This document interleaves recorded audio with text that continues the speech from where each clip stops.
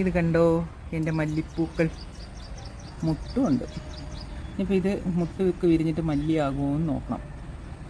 ഞാൻ പൊടിക്കാൻ വാങ്ങിയ മല്ലി പാറ്റി എടുത്തപ്പോൾ കുറച്ച് കേട് വന്നത് കാലിയായ ഈ ചെടിച്ചട്ടി കൊണ്ട് വെച്ചതാണ്.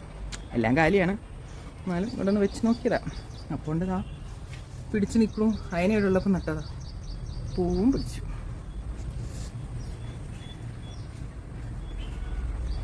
നല്ല കളർ, ലാവണ്ടർ കളർ. എന്തത്?